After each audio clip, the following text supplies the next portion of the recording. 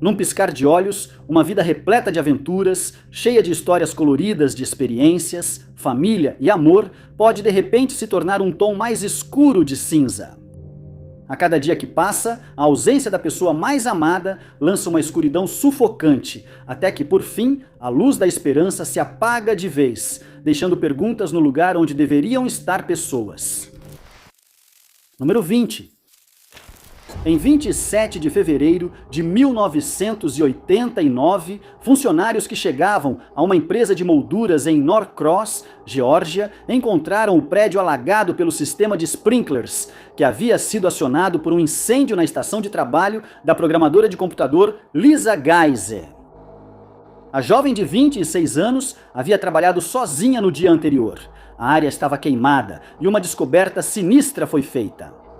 Líquido vital acumulou-se perto da mesa de Lisa, mas foi diluído e comprometido pelos sprinklers.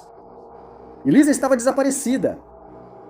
A polícia encontrou um peso de porta de 10 libras coberto de fluido vermelho em uma área arborizada próxima, suspeitando ser uma arma. A bolsa de Lisa, com tudo menos as chaves do carro, foi achada em um telhado próximo após o pager tocar.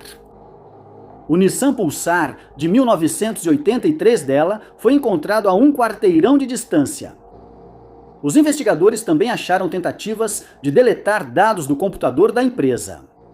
Fluido vital espalhado em veículo da empresa e carrinho de correspondência manchado de vermelho.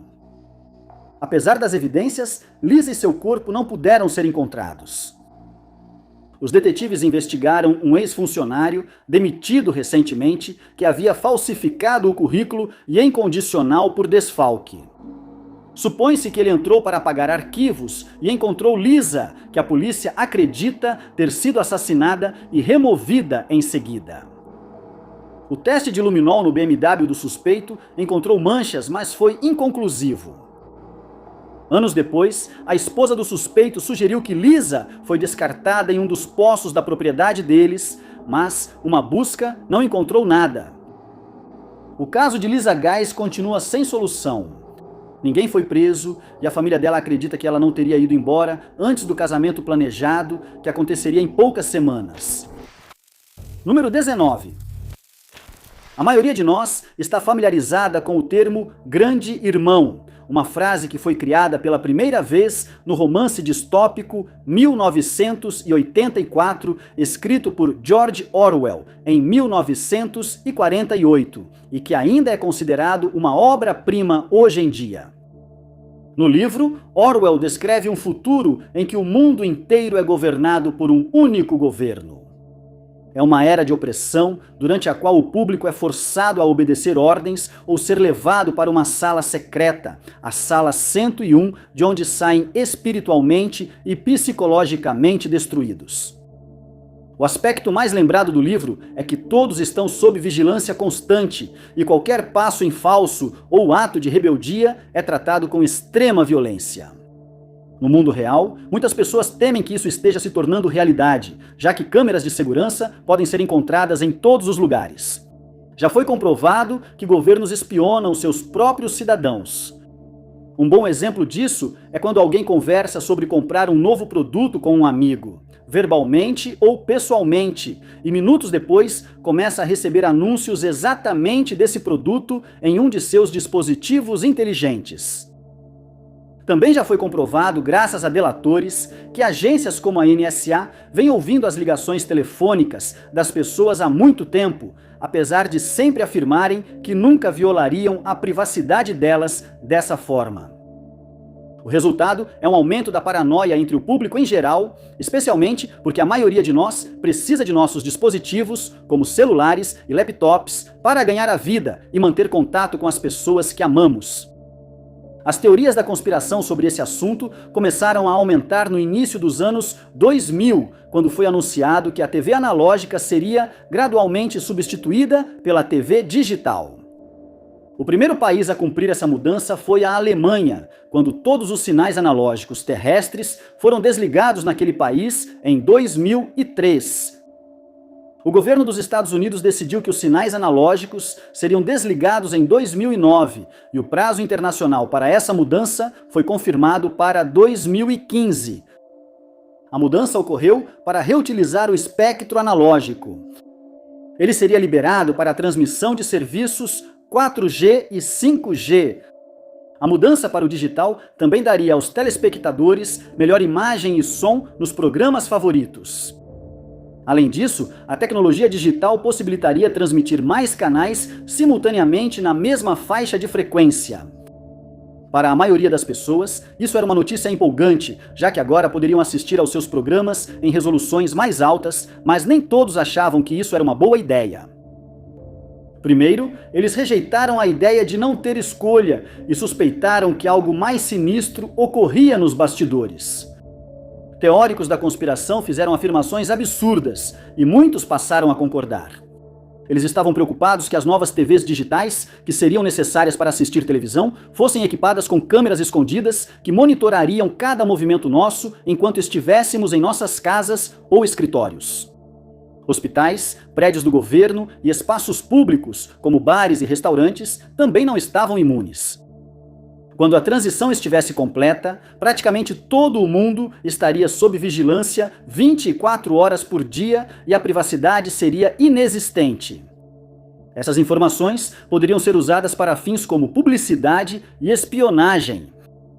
Apesar das alegações, a maioria já tem TVs digitais, mas muitos ainda se sentem desconfortáveis em casa por acharem que estão sempre sendo vigiados pelo grande irmão. Número 18. O Parque Nacional do Desfiladeiro do Novo Rio tem um rio de corredeiras que corta profundos cânions. Apesar do nome, o Novo Rio é um dos mais antigos do continente. O parque em si se estende por mais de 70 mil acres e oferece inúmeras vistas deslumbrantes. Embora seja bonito, esse parque, assim como muitos outros, é perigoso e implacável. Vários desaparecimentos aconteceram aqui ao longo dos anos, e foi exatamente nesse local que Jasmine Michele Cruz foi vista pela última vez correndo na direção daquele local antes de sumir sem deixar rastros. Jasmine Michele Cruz, de 30 anos, visitava sua mãe em 1º de abril de 2016. A residência ficava na altura do número 1100 da Boonesboro Road, em Deepwater, Virgínia Ocidental, a apenas 40 quilômetros do Parque Nacional New River Gorge. Naquele dia, a visita amigável entre mãe e filha rapidamente azedou e uma discussão explodiu na casa. Nunca ficou claro qual era o desentendimento, mas foi suficiente para a mulher correr para dentro da floresta na direção da reserva. Aquela foi a última vez que alguém viu ou ouviu falar de Jasmine. Após o desaparecimento da mulher ser comunicado à polícia, eles investigaram, mas logo concluíram que nada havia de anormal no caso. Jasmine era adulta e podia sair quando quisesse. Com base nisso, as autoridades não registraram o caso dela como desaparecida ou em perigo.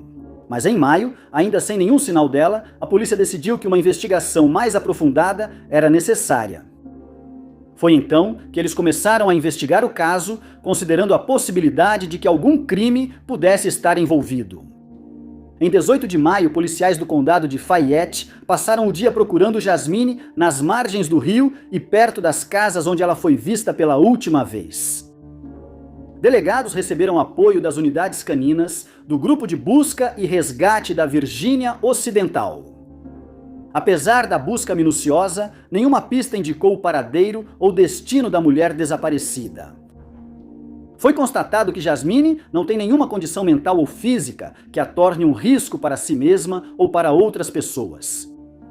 Com a proximidade do Parque Nacional New River Gorge, autoridades suspeitam que ela possa ter se perdido na reserva.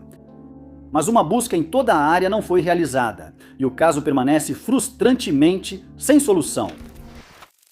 Número 17. As pessoas têm sido fascinadas pelo céu noturno há séculos e estudiosos vêm estudando as estrelas há muito tempo. Desde então, aprendemos muito sobre nosso sistema solar e outros há milhões de anos-luz. Os planetas Mercúrio, Vênus, Marte, Júpiter e Saturno são conhecidos por nós desde os tempos pré-históricos, e isso porque eles são visíveis no céu noturno a olho nu. Mas outros planetas são mais difíceis de observar. As primeiras descobertas feitas com telescópio ocorreram em 1781, quando William Herschel identificou Urano. E em 1848, Johann Galle descobriu Netuno após estudar o trabalho de Urbain Le Verrier e John Couch Adams. Plutão, que não é mais considerado um planeta, foi descoberto em 1930 por Clyde Tombaugh e agora foi reclassificado como um planeta anão. Desde então, estudamos ao máximo o cosmos, mas alguns teóricos da conspiração, incluindo um astrônomo famoso, acreditam que estamos errados sobre um aspecto importante da nossa galáxia. O astrônomo Paul Cox fez algumas afirmações controversas sobre o nosso Sol, e ele acredita que a Administração Nacional da Aeronáutica e Espaço, a NASA, está por trás de tudo isso. Apesar de muitos descartarem suas afirmações estranhas, alguns acreditaram nele, provavelmente devido às suas credenciais como astrônomo respeitado. Cox fez as declarações controversas em junho de 2016, quando apresentava um programa ao vivo de 8 horas, durante o qual discutiu os trânsitos do planeta Mercúrio pelo Sol. O programa foi transmitido no site SLU, mas tomou um rumo que ninguém esperava. Ao comentar sobre a posição de Mercúrio na tela, ele disse: "Você deve estar se perguntando o que é aquela coisa grande e redonda ao lado do Sol." Ele então mencionou casualmente que os espectadores estavam olhando para o segundo Sol da Terra e brincou dizendo que a maioria das pessoas provavelmente nem sabia que ele existia. Os espectadores ficaram imediatamente surpresos com essa declaração polêmica, com alguns acreditando que Cox estava fazendo uma piada no início, mas logo ficou claro que ele estava falando muito sério sobre o assunto. Ele continuou explicando que esse segundo Sol geralmente é escondido do público por várias agências, sendo uma delas a NASA, mas ele não revelou o nome de nenhuma outra agência envolvida nesse plano misterioso. Como esperado, essas declarações causaram alvoroço imediato na internet. Blogueiros conspiracionistas correram para postar sobre o segundo Sol oculto há décadas, enquanto outros usaram as redes sociais para dizer que o governo nos enganou a vida inteira. O problema dessa teoria da conspiração é que ela foi proposta por alguém que, até aquele momento, era respeitado em sua área e que havia conduzido muitas de suas próprias pesquisas ao longo da carreira. Por isso, teóricos da conspiração logo aderiram e inundaram a internet com notícias sobre a suposta enganação. Os colegas astrônomos de Cox foram rápidos em apontar que o objeto para o qual ele estava apontando quando fez esses comentários era, na verdade, o planeta Mercúrio, sobre o qual ele vinha falando o tempo todo. As afirmações dele foram descartadas por outros astrônomos e especialistas, que asseguraram ao público que só temos um Sol e que nenhum corpo celeste desse tipo está sendo escondido de nós. Número 16. A Jock Brough, um cidadão de Homer, Louisiana, era um membro muito querido em sua comunidade. Nos últimos 30 anos, ele trabalhou como vendedor na loja de roupas local. Ele era divorciado e tinha 3 filhas. A Jo também teve alguns problemas infelizes, especialmente com o álcool. Depois de chegar ao seu limite, em 1983, ele decidiu que já bastava. O homem procurou ajuda e em 1991 já estava sóbrio há 8 anos.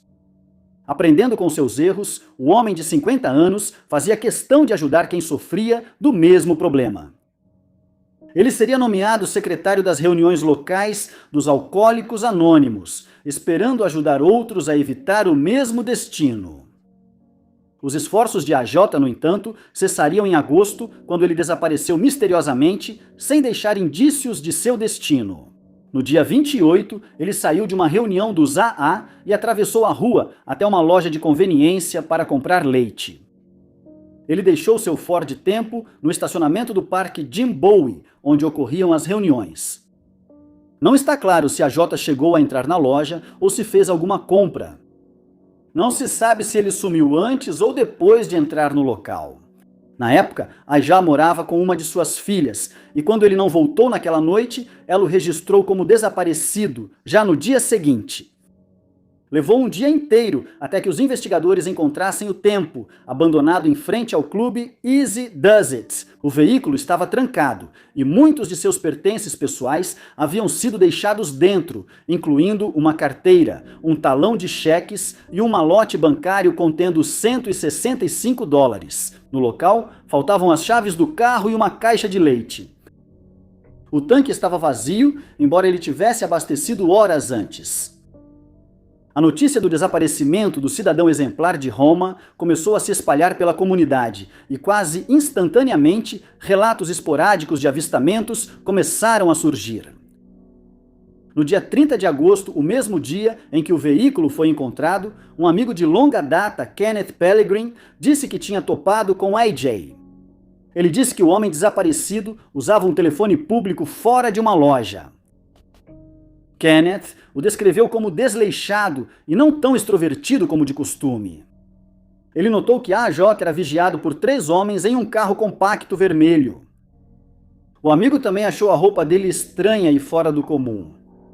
Ele usava uma camisa de flanela, calças largas e tênis velhos que não pareciam ser dele. Aijal vestia a camisa social branca e gravata na noite em que desapareceu pela primeira vez. Após entrar e sair da loja, Kenneth percebeu que seu amigo e o carro vermelho haviam sumido. Mais tarde naquele dia, outro conhecido teria avistado AJ e o sinistro carro vermelho. Ele viajava por uma estrada rural a 8 milhas de Homer. O próximo relato de testemunha ocular traria informações ainda mais sinistras. Ele teria visto 3 homens obrigando um desconhecido a entrar em um carro branco no Parque Jim Bowie, onde o Tempo foi encontrado. O caso tomou uma reviravolta perturbadora quando uma nota chegou à delegacia sugerindo que AJ estava embriagado na noite do desaparecimento e sofreu um ferimento auto-infligido no estômago. A nota dizia que ele foi colocado em um saco de algodão e rolado barranco abaixo até o baiú próximo à represa. A represa mencionada ficava perto do parque, e os detetives fizeram uma busca ampla, mas nada encontraram e concluíram que a carta era só uma brincadeira de mau gosto. O próximo possível avistamento do homem desaparecido ocorreu em 24 de setembro. Uma moradora de Lockport, Christy Boudreau, viu uma van parar perto da casa dela. Um homem desleixado saiu cambaleando, aparentemente cheirando a álcool. O homem se aproximou dela e perguntou se ela queria comprar um saco de peixe congelado. Ela recusou e o homem foi embora. Christy achou que ele parecia familiar e poderia ser o AJ. Depois que ela viu uma foto policial antiga do AJ dos tempos em que ele bebia, ela teve certeza de que o homem que viu era quem eles estavam procurando. Mas, independentemente desses avistamentos, AJ continuava desaparecido de forma preocupante e os veículos com os quais ele foi visto nunca foram encontrados e os homens misteriosos nunca foram identificados. Número 15. Durante a década de 1920, o Partido Nacionalista Chinês sugeriu que uma enorme barragem fosse construída sobre o rio Yangtze. A ideia por trás desse projeto, que agora é conhecido como Projeto de Conservação de Água das Três Gargantas do rio Yangtze, ficou em suspenso por alguns anos até 1953, quando foi decidido que um estudo de viabilidade deveria ser realizado e que um local deveria ser selecionado. Um dos principais motivos para sua construção era controlar as enchentes desastrosas que ocorriam quando o rio transbordava, mas também permitiria que o comércio interno se tornasse viável e poderia ser usado para gerar eletricidade para várias áreas do país. Muitos apoiaram de imediato, mas alguns consideravam o projeto uma má ideia.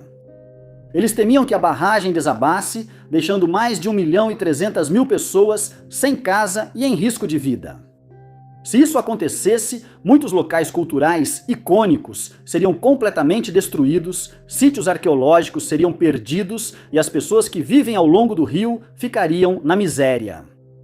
Também existia a teoria de que armazenar 42 bilhões de toneladas de água prejudicaria o planeta. Os detratores afirmavam que a água faria a Terra se deslocar de forma antinatural e que isso causaria desastres naturais, principalmente terremotos e deslizamentos de terra ao redor do mundo, resultando em muitas pessoas perdendo suas vidas ou sendo deslocadas de suas casas. Sugeriu-se então construir uma série de barragens.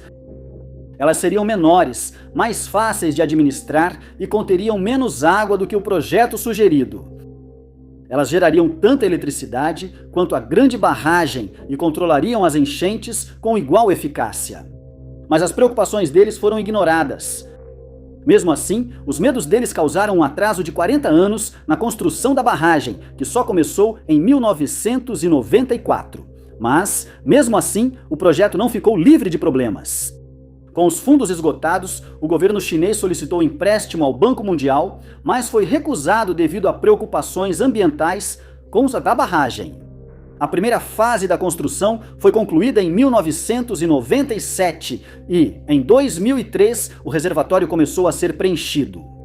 Isso fez com que até 1.200 sítios arqueológicos importantes fossem perdidos para sempre. A parede principal da barragem foi concluída em 2006 e 10 anos depois, o projeto foi finalizado com sucesso. Em 2024, começou a circular uma afirmação viral que dizia que a água da barragem das Três Gargantas havia causado a desaceleração da rotação da Terra. Essa afirmação foi investigada e considerada verdadeira, mas a mudança na rotação era insignificante, pois a Terra girava apenas 0,06 microsegundos mais devagar que o normal. Isso trouxe grande alívio para milhões de pessoas no mundo. Como de costume, teóricos da conspiração negaram os dados e passaram a fazer afirmações absurdas sobre o que achavam que ocorria. Eles disseram que o excesso de água desequilibrou a rotação da Terra e passou a afetar o clima do planeta. Eles também acreditavam que isso causou alguns terremotos e desastres naturais recentes. No entanto, eles não conseguiram apresentar nenhuma evidência para apoiar essa teoria. A NASA destacou que a rotação da Terra já varia naturalmente e que temer impactos negativos da represa das Três Gargantas é apenas uma teoria marginal e deve ser descartada. Número 14. O nome Lloyd Lionel Gaines pode não ser muito conhecido, mas 3 meses antes de desaparecer, ele era uma figura importante. Lloyd venceu na Suprema Corte dos Estados Unidos, que obrigou o Missouri a admiti-lo na faculdade de Direito ou criar uma escola separada, porém igual, para afro-americanos. Foi sua batalha judicial de 3 anos que acabaria abrindo caminho para a dessegregação das universidades em todo o país e ele pôde realizar seu sonho de se tornar advogado. Infelizmente, logo após o caso ser decidido a seu favor, o sonho de Lloyd se transformaria em um pesadelo. Era uma noite chuvosa em março de 1939, quando ele saiu de casa em St. Louis e disse ao porteiro que estava apenas indo fazer uma rápida compra de selos. Ele nunca voltou dessa saída, nem foi visto novamente, nem se ouviu falar dele. Como Lloyd era solitário, demoraria dias até notarem seu desaparecimento, e mais 7 meses até isso se tornar público. Jornais de todo o país estampavam sua foto com a legenda "Desaparecido". Esse esforço não trouxe pistas concretas, e nos meses seguintes surgiram rumores sobre o desaparecimento de Lloyd.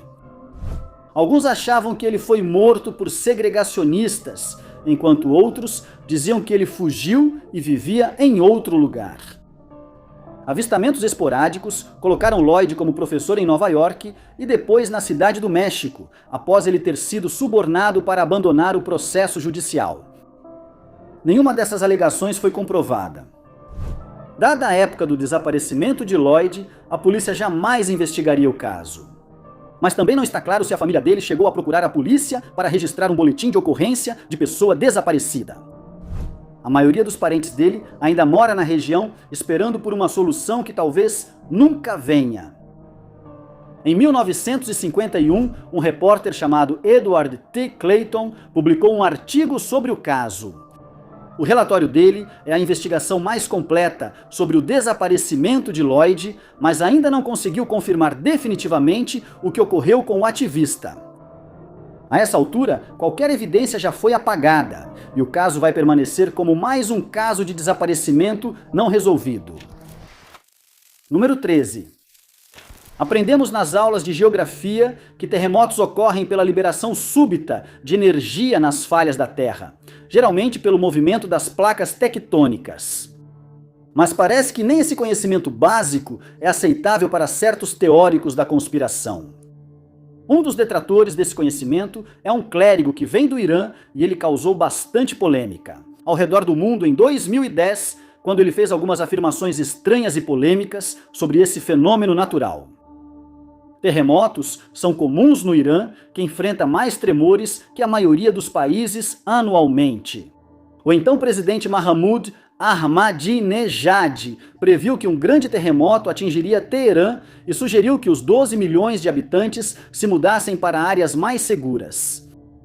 É uma afirmação absurda, pois realocar tantas pessoas seria um pesadelo logístico e muitos se recusariam a abandonar suas casas por medos e previsões de um homem. Mas, quando comparadas às afirmações de Qassem Soleimani, as de Ahmadinejad parecem quase plausíveis. Soleimani causou indignação ao redor do mundo depois que ele sugeriu que terremotos não são um desastre natural, e sim causados por mulheres que se vestem de maneira inadequada. Ele também culpou mulheres adúlteras, as que corrompem sua castidade e as que desviam homens do caminho certo. As revelações dele foram provavelmente uma reação exagerada ao fato de muitas jovens no Irã se recusarem a seguir as regras islâmicas de vestimenta, que proíbem mostrar o corpo para homens não parentes, exceto rosto, mãos e pés. O cabelo, o pescoço e o resto do corpo delas precisam estar cobertos enquanto estão em público. Mas, ao longo dos anos, cada vez mais mulheres decidiram ir contra essas regras, o que claramente provocou a ira de Sadiq. Durante um sermão, ele disse que uma autoridade divina lhe falou e afirmou que o país estava sendo assolado por calamidades como terremotos. Ele disse que esses desastres só seriam evitados se as mulheres se vestissem adequadamente e voltassem às raízes religiosas. Vale lembrar que essas mulheres só optaram por casacos justos e lenços que mostravam parte do cabelo, o que é proibido. Ao ser questionado sobre quando o terremoto atingiria o Irã, Sadiq disse não poder precisar a data, mas ressaltou que era só questão de tempo para o desastre ocorrer. Ele sugeriu que moradores de Teherã se mudem imediatamente, ou que ao menos 5 milhões dos 12 milhões de habitantes deixem a cidade para reduzir o número de mortes quando o terremoto ocorrer. O ministro do Bem-Estar concordou, dizendo que oração e arrependimento eram as únicas formas de evitar o desastre e que as mulheres envolvidas deveriam pedir perdão por suas transgressões. Sismólogos alertaram o governo iraniano de que um terremoto de grandes proporções eventualmente atingirá Teherã, e alguns sugeriram que a capital seja transferida para outro lugar para salvar o maior número possível de vidas. Sadiq acredita que, se as mulheres de Teherã não escolherem se arrepender e abandonar seus caminhos pecaminosos, elas seriam a causa de um desastre sem precedentes que tiraria inúmeras vidas e mergulharia o país em uma crise financeira da qual levaria décadas para se recuperar. Número 12, Sherry Daherdi tornou-se mais um exemplo de um desaparecimento inexplicável. Ela nasceu em julho de 1963 e cresceu em Paradise Valley, Arizona. Aos 28 anos, em 1991, ela morava no nordeste de Phoenix. Ela morava com o namorado na altura do número 6.400 da East Via Estrela, e ambos ganhavam a vida como podadores de árvores. Embora essa fachada parecesse sugerir uma vida feliz, estava longe disso. Havia algo sombrio pairando dentro da casa. Por todos os relatos, Sherry mantinha sua personalidade alegre, apesar de tudo o que acontecia internamente. Porém, aquela personalidade brilhante sairia de cena naquele ano, quando algo estranho tomou conta do Paradise Valley. No dia 29 de março, Sherry saiu de casa rumo ao Paradise Valley Mall. Ela planejava comprar um maiô e pediu dinheiro ao namorado. Ele prontamente atendeu ao pedido e ela saiu, entrando na escuridão da noite, às 20 horas. Nunca mais foi vista novamente. Só dias depois, após várias ligações não atendidas, a família de Sherry se preocupou e descobriu que ela não voltou para casa após ir ao shopping naquela noite. Os parentes começaram a procurá-la por conta própria após saberem que ela foi ao shopping. Eles foram ao estacionamento do local e encontraram o El Camino verde de Sherry abandonado. Ele foi deixado no estacionamento da Target. Imediatamente, a família percebeu alguns detalhes estranhos em relação a essa descoberta. O banco do motorista estava mais recuado do que Sherry costumava deixar. Ela media 1,60 m, mas a posição indicava que alguém bem mais alto usou o banco. Carteira, bolsa e documentos da mulher desaparecida foram achados em sua casa na East Villa Estrela. As autoridades descobriram o sumiço de Sherry e interrogaram seu namorado. Ele falou sobre a ida repentina ao shopping para comprar um maiô, mas não explicou como os acontecimentos da noite levaram a isso. O traje de banho não era urgente e podia esperar até a manhã seguinte. À medida que a polícia começou a investigar mais a fundo, eles iriam descobrir a escuridão que vinha assombrando a casa. Aconteceu que o casal tinha um histórico de desentendimentos domésticos, com o namorado frequentemente sendo visto como o causador. Os detetives rapidamente chegaram a uma conclusão e apontaram Matthew Ichalis como o principal suspeito do caso. As suspeitas cresceram após testemunhas revelarem algo perturbador. Supostamente, Ichalis havia se gabado para várias pessoas de ter cometido o crime perfeito. Ele supostamente alegou que matou Sherry e a descartou em um triturador de madeira. Nenhuma evidência dessa alegação foi encontrada e a polícia não confirmou se ela realmente estava morta. Aparentemente, não havia nada que indicasse que esse fosse o caso. Um ano depois, Ichalis foi preso por dirigir sob influência de álcool, novamente em 1995, por agressão e violações relacionadas a entorpecentes, mais uma vez pelo mesmo motivo em 99 e em 2007. Pelos anos seguintes, o caso de Sherry Daugherty ficaria sem novidades até um comunicado inesperado em março de 2016. A Qatar News alegou que a polícia de Phoenix poderia estar perto de prender alguém no caso. Eles não deram detalhes adicionais, mas quase uma década depois, ainda não há ninguém que tenha sido acusado pelo desaparecimento. Número 11. O projeto Bluebeam, que não deve ser confundido com o projeto Blue Book, que foi o estudo de avistamentos de OVNIs, também contém elementos de extraterrestres. Mas, de acordo com teóricos da conspiração, também envolve religião e um plano nefasto dos governos do mundo. Essa teoria existe desde os anos 90, quando um jornalista canadense chamado Sergei Monast a apresentou ao mundo pela primeira vez. Mesmo sem revelar fontes, afirmou que a NASA liderava uma operação para criar uma religião da nova era usando imagens holográficas e manipulação mental do público. Ele afirmou que o projeto seria realizado em 4 etapas. A primeira envolveria terremotos que ocorreriam em todo o mundo, mas esses não seriam terremotos normais. Os próprios governos os provocariam com um objetivo específico.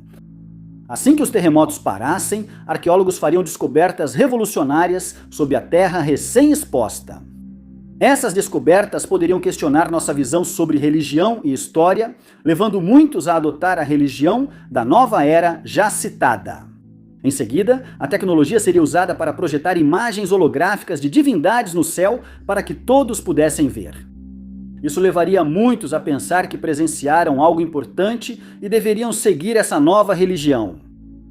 O próximo passo é fazer as pessoas acreditarem que estão sendo contatadas por telepatia. Isso seria alcançado com o uso de ondas de baixa frequência que, segundo Monast, criariam a ilusão de vozes falando com elas em suas mentes. Por fim, a 4ª etapa envolveria o aparecimento de uma figura semelhante a Jesus, um salvador que surgiria repentinamente na Terra e convenceria o mundo inteiro a adotar um único governo e uma única religião.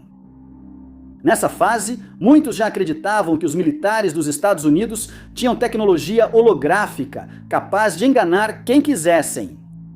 Alguns até sugeriram que o céu era, na verdade, apenas uma enorme tela e que o que víamos acima de nós não passava de uma ilusão. Monast afirmou que a NASA usaria essa tecnologia para simular uma invasão extraterrestre falsa na Terra, fazendo as pessoas acreditarem facilmente no que viam. A morte de Monast também é vista como suspeita por teóricos da conspiração.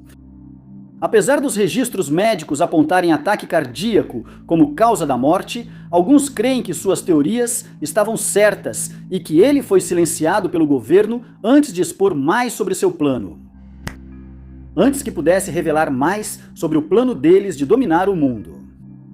Com o passar dos anos, várias outras agências, incluindo a HAARP, a SpaceX e outras, foram incluídas nessa teoria em constante evolução.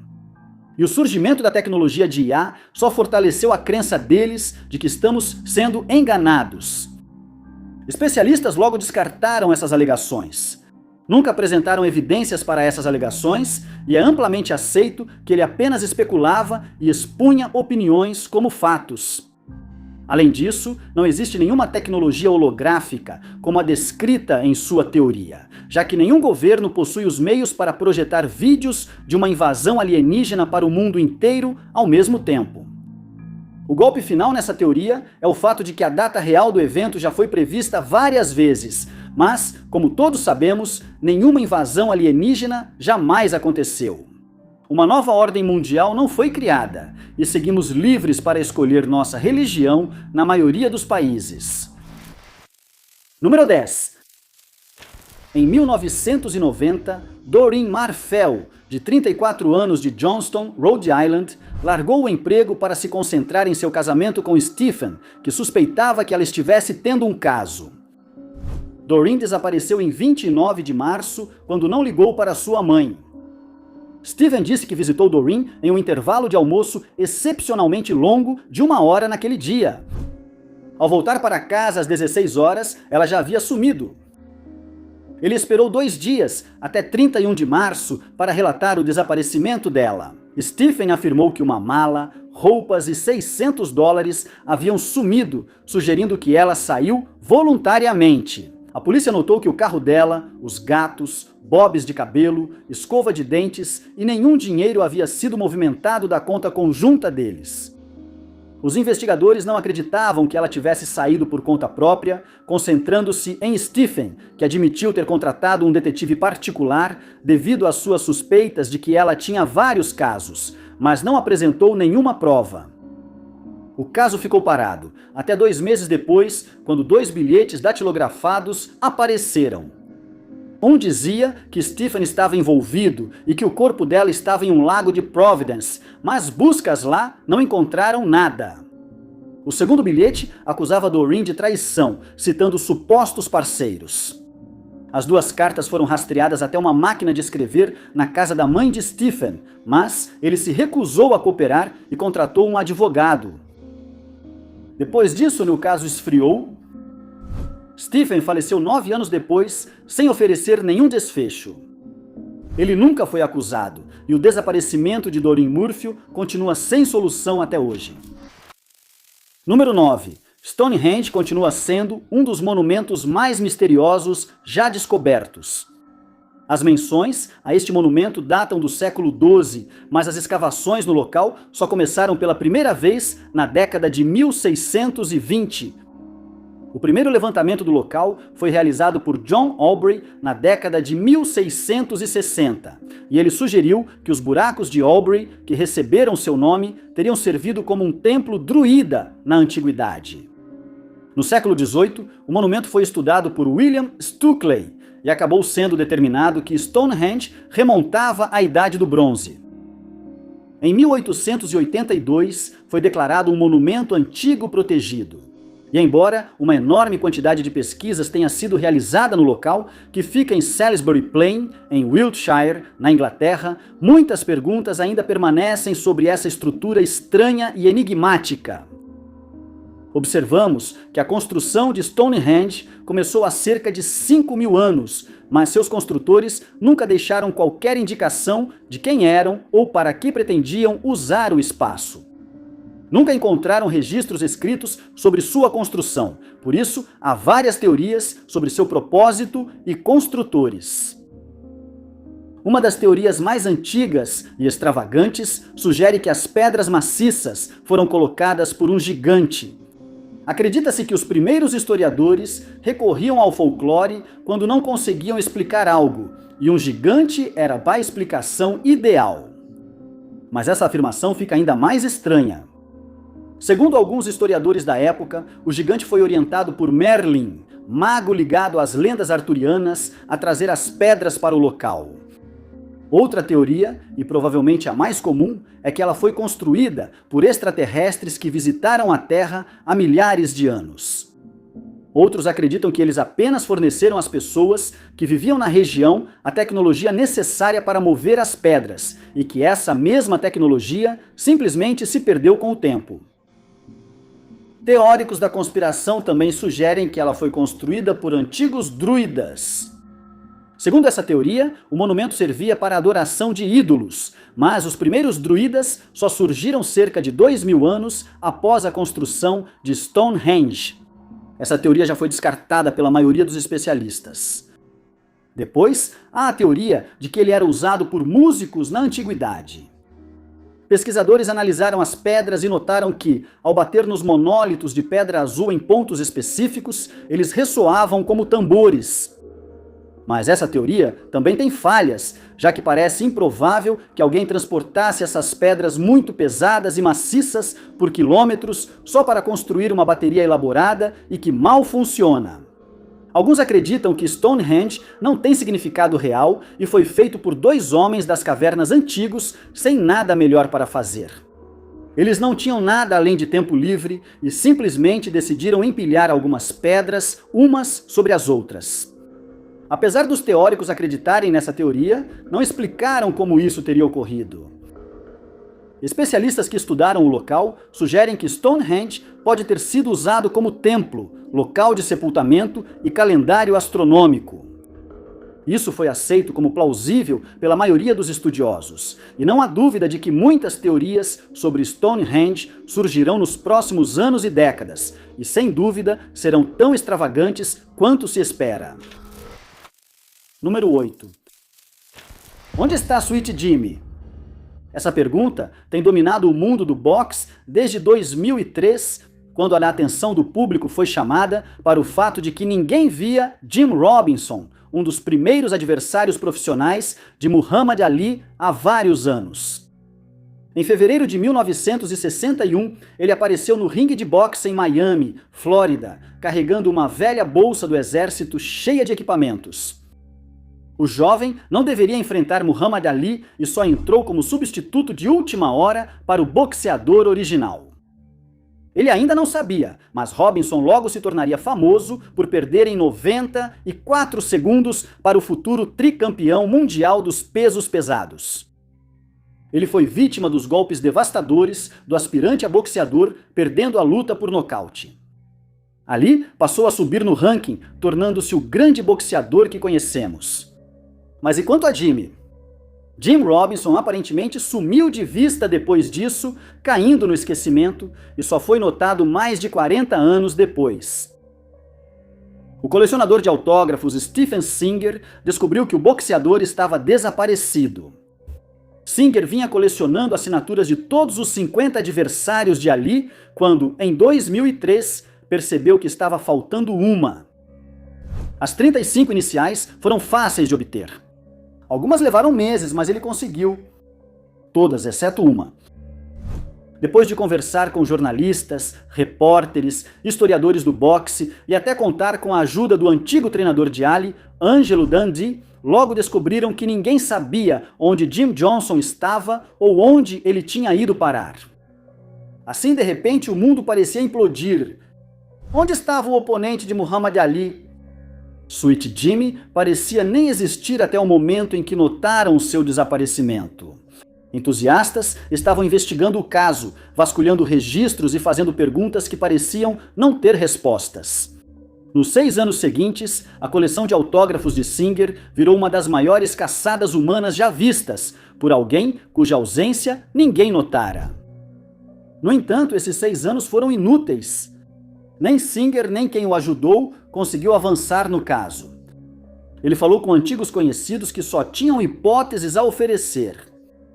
Sugeriram que Jem poderia estar sem moradia ou viajando pelo mundo, aproveitando a vida em algum país pitoresco. Se fosse qualquer uma dessas teorias, a notícia de que as pessoas o procuravam nunca chegaria aos ouvidos de Jim e nenhum membro da família apareceria para finalmente responder às perguntas que permaneciam. Muitas pessoas se lembram de ter visto Jim, mas ninguém parece se recordar da última vez. Hoje, ninguém sabe o que aconteceu com o oponente desaparecido de Muhammad Ali. Número 7. Segundo a lenda romana, a cidade foi fundada em 21 de abril de 753 a.C. e seu primeiro rei foi Rômulo.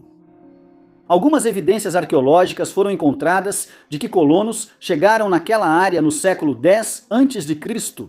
e que eles começaram a lançar as bases do que eventualmente se tornaria a capital da Itália. Mas, de acordo com um teórico da conspiração, a cidade nunca existiu de fato, para a irritação de arqueólogos do mundo todo que estudaram extensivamente a história da cidade e que também fizeram descobertas históricas notáveis lá ao longo dos anos. A postagem apareceu pela primeira vez no perfil de um TikToker que afirmava que a cidade nunca existiu e que a Igreja Católica inventou uma farsa nos anos 1500, fazendo com que todos acreditassem que Roma era de fato real. A teórica da conspiração em questão se chama Donna Dickens. Ela fez a primeira postagem sobre o assunto em 2021 e depois falou pouco sobre isso. Quase um ano depois, ela voltou a ser criticada por especialistas e estudiosos ao fazer novas postagens sobre suas alegações. Logo após o vídeo ser enviado, ele alcançou cerca de 75 mil visualizações e foi compartilhado por muitos seguidores de Donna, garantindo que fosse visto por milhares de outros usuários em várias plataformas. Em sua postagem, ela disse que nunca encontraram artefatos culturais importantes vindos de Roma. Nenhum documento importante relacionado à cidade jamais foi descoberto e nenhum monumento romano verdadeiro jamais foi encontrado. Ela acrescentou que a cidade era uma homogeneização fictícia da cultura indígena europeia perpetuada pela Igreja Católica. Ela disse que a cultura romana ensinada na escola foi emprestada de civilizações como Grécia, Ásia, Turquia e Egito. Quanto a monumentos famosos como o Coliseu e o Partenon, ela acredita que essas estruturas não podem ser usadas como prova de que Roma realmente existiu. Como as pedras usadas na construção não podem ser datadas por carbono, especialistas não sabem quantos anos elas têm. Podem dizer que ela ignorou vários documentos romanos antigos já encontrados, mas ela tinha resposta para isso. Donna acredita que, como os originais desses documentos não foram encontrados, os descobertos foram forjados por monges, novamente a mando da igreja. Felizmente, é fácil refutar as alegações mal fundamentadas de Donna. Sabemos que manuscritos antigos e originais foram encontrados em Roma, a maioria escrita em latim e de autoria de cidadãos proeminentes da cidade na época. Quando surgiram essas alegações, muitos questionaram a formação e o conhecimento de Donna para chegar às suas conclusões. Aconteceu que ela era uma ex-jornalista de entretenimento que estudou antropologia e história e largou a faculdade no final do terceiro ano. Especialistas descartaram totalmente as alegações dela, mas muitos ainda acreditam que suas teorias são baseadas em fatos, o que não é verdade. Número 6. Era tempo de recordes. Pessoas realizavam grandes feitos, como serem as primeiras a navegar ao redor do globo, cruzar o Atlântico e ficar presas no gelo durante expedições a pé. Frank Lentz também queria seu nome nos livros de recordes, por uma façanha incomum, ser o primeiro homem a dar a volta ao mundo de bicicleta. Em vez disso, ele se tornaria notável por um motivo diferente. Frank era da Pensilvânia e era um ciclista respeitado na comunidade. Alguns achavam que a viagem que ele pretendia fazer era loucura, enquanto outros o aplaudiram quando ele partiu. O ciclista largou o emprego de contador e marcou sua partida para o dia 25 de maio de 1892. Ele montou na bicicleta em Pittsburgh, fazendo os preparativos finais para a jornada de 2 anos, uma aventura da qual nunca retornaria. A rota de Frank incluía viajar pela América do Norte por meses antes de cruzar o oceano para a Ásia, onde seguiria de bicicleta por 32 mil quilômetros. Do Japão, ele seguiu para a China, depois Birmânia, Índia e Pérsia. Nessa época já era 1894. Ao deixar a Pérsia, Frank se preparou para a etapa final na Europa.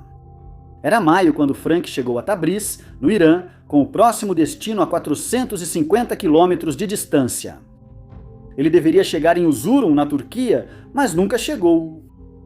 Em vez disso, Frank se tornou um mistério duradouro, ganhando o apelido de O Ciclista Perdido. Acredita-se que ele desapareceu misteriosamente em algum lugar remoto do Rio Turco, mas ninguém saberia disso ainda. Só no fim do verão que familiares e amigos começaram a se preocupar. Eles não tinham notícias de Frank há tempos e não parecia que ele voltaria. Não havia muito o que eles pudessem fazer. Eles pouco sabiam sobre seu trajeto e não tinham como chegar ao último local conhecido. Outro ciclista, William, no entanto, vinha acompanhando a jornada até certo ponto. Ele decidiu viajar para Erzurum para ver se Frank havia chegado lá. William soube que o homem que buscava passava por uma vila quando provavelmente acabou em meio a um conflito crescente. Infelizmente, ele escolheu o momento errado para atravessar o Irã, pois os massacres armênios estavam em andamento. O Império Otomano já havia sido responsável por vários milhares de americanos mortos. Frank pode ter sido atingido no fogo cruzado, sem que amigos e familiares soubessem. Também foi sugerido que o homem pode ter sido vítima de um crime de natureza mais intencional, talvez tendo encontrado indivíduos perigosos durante sua jornada. Apesar das informações, especialistas e investigadores não conseguiram determinar se Frank teve um fim trágico ou se estava simplesmente perdido. Número 5. Edgar Allan Poe é considerado um dos maiores autores de todos os tempos. Embora seus contos e poemas possam não agradar a todos, devido ao clima sombrio e aos temas, é inegável que ele era um mestre e sua obra será debatida por décadas. Sua obra mais famosa, O Corvo, conta a história de um homem que ouve uma batida em sua porta da frente, o que o assusta, já que é tarde da noite. Ao abrir a porta, ele se depara com um corvo que passa a atormentá-lo repetindo: "Nunca mais". Ele também é considerado o precursor do gênero de detetive, já que seu conto, Assassinatos na Rua Morgue, narra um crime cometido em um quarto trancado, deixando a polícia e todos os envolvidos perplexos, até que o detetive amador C. Auguste Dupin consegue desvendar o caso. Mas Poe não teve uma vida fácil. Seu pai simplesmente abandonou a família em 1810, um ano após seu nascimento, e sua mãe então contraiu tuberculose, que tirou sua vida um ano depois. Ele e sua família adotiva se mudaram de Boston, Massachusetts, para Londres, Inglaterra, em 1815, mas retornaram aos Estados Unidos em 1820. Ele serviu nas Forças Armadas e, após a morte do irmão, iniciou a carreira de escritor, mas as coisas não saíram como planejava. Seu trabalho era sombrio demais para a maioria das pessoas e levou muito tempo até que ele pudesse ganhar a vida dignamente.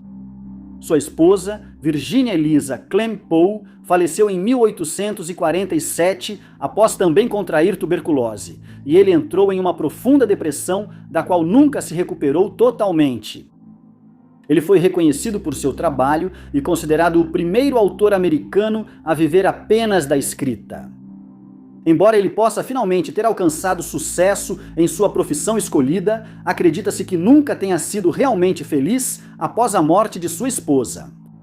E sua própria morte ainda está envolta em um mistério que alguns teóricos da conspiração acreditam ser mais sinistro do que nos fazem acreditar. O dia em questão foi 3 de outubro de 1849. Poe foi encontrado em um estado semiconsciente em Baltimore e, de acordo com testemunhas, ele estava muito angustiado e precisava de ajuda. Ele usava roupas de outra pessoa e repetia o nome Reynolds. Essa pessoa nunca foi identificada e segue desconhecido a quem ele se referia ou qual a relação dela com o estado crítico em que Poe foi encontrado. Ele foi levado ao Washington Medical College, recebeu tratamento, mas faleceu. Ele nunca esteve lúcido tempo suficiente para explicar o que aconteceu ou por que sumiu por dias antes de reaparecer debilitado. É aí que entram as teorias da conspiração. Elas destacaram que Paul foi achado na rua, fora de uma sessão eleitoral, durante uma eleição. Eles acreditam que sua morte foi planejada e que ele foi vítima de um culping, que é quando um cidadão desavisado é retirado das ruas e forçado a votar repetidas vezes, mas só depois de ser obrigado a ingerir uma substância que o deixava suscetível à sugestão. Isso nunca foi comprovado, mas alguns teóricos acreditam que explica por que Paul foi achado em estado deplorável e não recebeu o atendimento médico adequado que poderia ter salvado sua vida naquele dia. Número 4. Nem todos tiveram a sorte de Myrtle, que encontrou um grande amor em sua comunidade. Susan Hope com certeza não teve. Na década de 1970, a mãe de 3 filhos iniciou um divórcio difícil e cansativo com seu marido, Raymond. Ela descobriu um segredo sombrio dele envolvendo a babá deles. Para piorar sua má sorte, Susan, que gostava de ser chamada de Sue, sofreu um acidente de carro quase fatal ao sair da estrada. Para piorar, a casa de Sue também foi destruída por um incêndio misterioso. Em 1979, ela já estava esgotada por todos os infortúnios que a vida lhe ofereceu, mas seu azar não terminaria aí. Na tentativa de melhorar, Sue foi morar com o novo namorado após conseguir um bom apartamento. Esse namorado era militar e com frequência ficava destacado em outros lugares. Eles se escreviam diariamente, mas ainda não era suficiente. Em fevereiro daquele ano, ela descobriu que falsificaram cheques em sua conta bancária. Supostamente, ela afirmou saber quem estava por trás disso, mas nunca esclareceu quem era essa pessoa. Sue disse que iria confrontá-los, mas não sabemos se isso ocorreu, pois logo depois ela desapareceu misteriosamente. Em 12 de fevereiro, as crianças chegaram em casa e acharam um bilhete da mãe orientando que, se ela não estivesse, fossem à casa de um vizinho. As crianças preferiram ficar olhando para a porta na expectativa. De forma angustiante, sua mãe nunca mais entraria, mas Raymond sim. Naquela noite, ele foi à casa para supostamente pagar a pensão alimentícia que devia, mas encontrou as crianças sozinhas e sugeriu que haviam sido abandonadas por quem mais as amava. Com a notícia do desaparecimento de Sue, vários detalhes logo vieram à tona. Investigadores notaram que a mulher saiu sem roupas extras, o que era estranho para quem teria abandonado os filhos de propósito. Uma vizinha mais tarde ofereceu o próximo detalhe crucial, sugerindo que tinha visto Sue entrar em um veículo azul descrito como uma caminhonete com capota ou uma van. Eram 8h30 daquela manhã quando a mulher supostamente entrou no carro com um motorista desconhecido, marcando a última vez que alguém a veria com vida. A mãe de 29 anos havia desaparecido de Bantry, Virgínia Ocidental, e não havia pistas que sugerissem o que aconteceu com ela. Os anos se arrastariam antes que o nome de Sue voltasse a aparecer na mídia, mas isso não trouxe nenhum alívio. Alegaram que restos humanos foram achados na base de um penhasco em Kanawha Falls em 2016. A esperança dos investigadores foi renovada ao acreditar em ter uma nova pista em um caso de décadas. Mas, após a análise forense, foi constatado que os restos pertenciam a 6 pessoas diferentes e nenhuma delas era Sue. Já se passaram 46 anos desde que Sue Rupp desapareceu em circunstâncias incomuns e sombrias. Seu caso segue sem progresso e permanece sem solução. Número 3. Todos já ouvimos teorias da conspiração sobre o paranormal, como certas celebridades são, na verdade, demônios ou fantasmas que seguem e assombram alguém para sempre. Ou que algumas regiões do mundo funcionam como portais para outras realidades. Também existe a teoria de que o Necronomicon, um livro fictício criado pelo autor H.P. Lovecraft, realmente existe e que Lovecraft, na verdade, estava tentando compartilhar segredos sobre o ocultismo com o resto de nós, sem ser muito óbvio sobre isso. Lovecraft que viveu entre 1890 e 1937, ficou muito conhecido por seus contos estranhos, poemas, romances e ensaios, a maioria dos quais continha elementos sobrenaturais e criaturas de outro mundo, como Cthulhu, que apareceu em seu conto O Chamado de Cthulhu, que também é o título de uma música da banda de heavy metal Metallica. A criatura apareceu pela primeira vez em 1928 e é descrita como tendo uma cabeça parecida com a de um polvo, um rosto coberto de tentáculos, um corpo escamoso que lembra borracha e asas longas e estreitas nas costas. Ela tem centenas de pés de altura, com braços e pernas semelhantes aos de um humano. Por séculos, Cthulhu esteve adormecido na cidade submersa de R'lyeh, no Oceano Pacífico. Quando as estrelas se alinham da maneira certa, a criatura desperta e o caos começa. Toda a Terra é lançada em um cataclismo e a humanidade é praticamente destruída. O Necronomicon faz parte dos mitos de Cthulhu e Lovecraft explicou que teve a ideia do livro e do seu nome durante um sonho. Também é frequentemente chamado de Livro dos Mortos e foi mencionado pela primeira vez por Lovecraft no conto chamado O Cão. Ao escrever sobre a história do livro, Lovecraft disse que ele se chamava originalmente Al-Azif, palavra árabe para o som noturno de certos insetos, descrito por muitos como semelhante ao uivo de demônios. O autor do livro é um árabe meio louco chamado Abdul al-Hazred, que adorava duas das criações de Lovecraft, Yog-Sothoth e Cthulhu. Ele faleceu em circunstâncias misteriosas no ano de 738, após ser atacado por uma criatura gigantesca. Após sua morte, o livro foi estudado por filósofos e em 950 foi traduzido para o grego, quando passou a ser chamado de Necronomicon. Pouco se sabe sobre a aparência do livro. Lovecraft disse apenas que é encadernado em couro e trancado com presilhas de metal. Dentro do livro, o leitor encontrará um compêndio de conhecimentos proibidos, incluindo feitiços, rituais e informações sobre entidades antigas e esquecidas, como Cthulhu. Mas não é qualquer pessoa que pode abri-lo e ler seu conteúdo. Disse que qualquer um que leia o texto descobrirá a terrível verdade sobre a realidade e enlouquecerá após adquirir esse conhecimento. Quem conseguir ler o livro poderá invocar criaturas gigantes e aterrorizantes que podem causar destruição no mundo. Ele serve para abrir portais para outros mundos, realizar rituais de magia sombrios e proibidos e revelar a verdade sobre a realidade, que é que tudo o que conhecemos e vemos não só foi criado, mas também é controlado por entidades antigas que ainda existem hoje. O Necronomicon é, claro, um livro fictício que Lovecraft criou em sua mente. Mas muitas pessoas acreditam que um texto assim realmente existe e que é só uma questão de tempo até que alguém decida usá-lo, lançando o mundo no caos com isso. Número 2. Myrtle Polk tem sido um pilar da comunidade de Dallas. Por mais de 40 anos, Myrtle Polk lecionou nas escolas do ISD e por pouco mais de 30 anos ela foi uma membro devota da igreja local. Myrtle foi casada por 58 anos com o mesmo homem, casamento ocorrido quando ela tinha 30 anos. Infelizmente, o marido dela faleceu em 2010, deixando sua esposa amorosa praticamente sozinha. Embora estivesse morando sozinha, Myrtle encontrou companhia na comunidade da qual cuidava há vários anos. Agora era a vez deles cuidarem dela.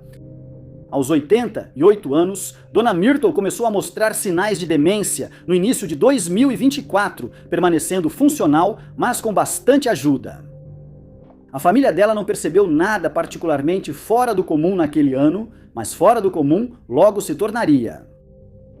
Foi no dia 8 de junho daquele ano que Myrtle sentou-se em sua varanda, observando o jardim da frente, na altura do número 1100 da Indian Creek Trail, em Dallas, Texas. Ela havia mandado fazer um serviço no jardim naquele dia e admirava o novo visual, enquanto sua filha observava sua felicidade à distância, algo que logo seria coberto pela escuridão. Por volta das 21 horas, a mulher falou com uma amiga por telefone. Ela disse à amiga que estava ocupada separando roupas para essa igreja no dia seguinte, onde nunca iria. A admiração distante e a ligação amigável seriam a última vez que alguém veria ou teria notícias de Myrtle. Ela desapareceu em algum momento entre as 21 horas daquela noite e a manhã seguinte. Sentado nos bancos da animada igreja batista Singing Hills, estava o filho dela, que ficou imediatamente preocupado com a ausência da mãe. Ao investigar mais, ele viu que ela também não estava em casa e registrou imediatamente o desaparecimento dela. Em 10 de junho, foi emitido um Silver Alert para a mulher desaparecida, e a polícia correu para investigar. Os esforços iniciais revelaram que o Lexus ES 330 preto de 2004 de Myrtle também estava desaparecido. A ausência do carro levou à sugestão de que Myrtle havia saído de casa dirigindo naquele dia com a intenção de ir à igreja, mas acabou se perdendo ou enfrentando algum problema no caminho. Mesmo com buscas e investigações extensas, as autoridades não avançaram naquele ano.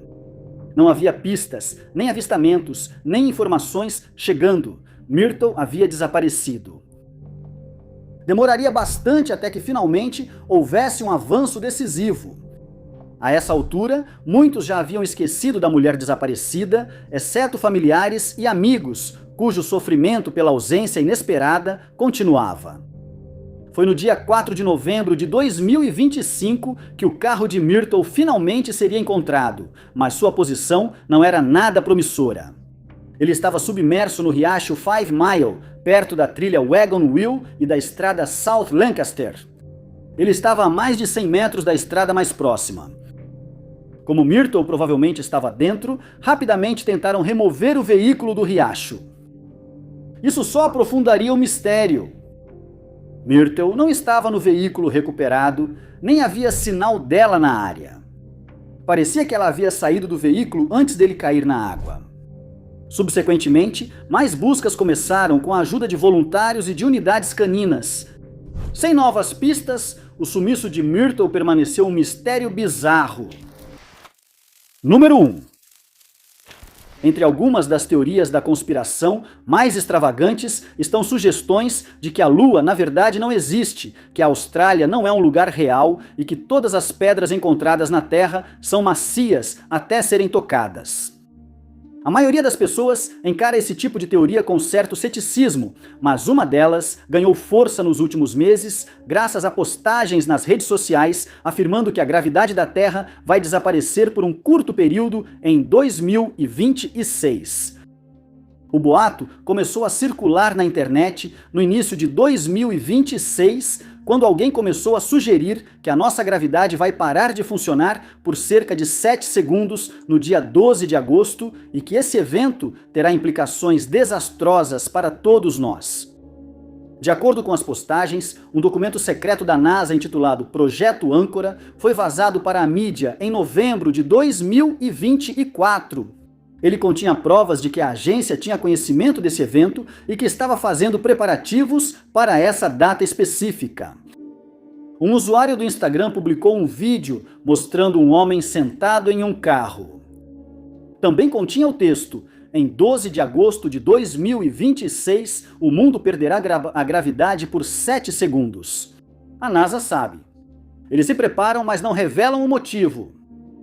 O texto também afirmava que a gravidade vai realmente desaparecer por exatamente 7,3 segundos e que o desastre resultante fará com que entre 40 e 60 milhões de pessoas percam suas vidas. Eles afirmam que qualquer objeto que não esteja preso ao chão começará a flutuar para cima e que depois de 7 segundos tudo vai despencar de volta para a Terra novamente. Por isso, eles acreditam que muitas pessoas vão flutuar para o alto e depois morrer devido a quedas ou a objetos grandes caindo sobre elas. Eles também afirmaram que a maioria dos objetos vai subir cerca de 20 metros no ar e que isso vai causar pânico generalizado ao redor do mundo. Outro usuário afirma que o Projeto Âncora tem um orçamento de cerca de 89 bilhões de dólares e que a NASA vem trabalhando nele há vários anos. Além disso, há a sugestão de que a agência queria realizar um experimento para ver se conseguiríamos sobreviver na Terra sem gravidade por 7 segundos. Alguns afirmaram que o resultado dessa anomalia gravitacional será pelo menos 10 anos de reconstrução após um colapso econômico. Teremos que reconstruir as comunidades, pois quase toda a infraestrutura da Terra estará danificada ou destruída. Sabe-se que um eclipse solar será observado em 12 de agosto de 2026, mas ainda não se sabe se os teóricos da conspiração vão interpretar isso como um sinal de que algo muito mais sinistro acontecerá nessa mesma data. Vários especialistas já se pronunciaram e garantiram ao público que a gravidade continuará absolutamente normal nessa data. E ninguém precisa tomar nenhuma providência especial, já que essa teoria é completamente inventada e falsa. Obrigado pela audiência, pessoal. Se você gostou deste vídeo, não esqueça de clicar no botão de curtir. Além disso, não se esqueça de se inscrever e clicar no sininho para ficar por dentro de todos os nossos próximos vídeos. Mas meu nome é Top 5 Unknowns e eu vejo vocês no próximo.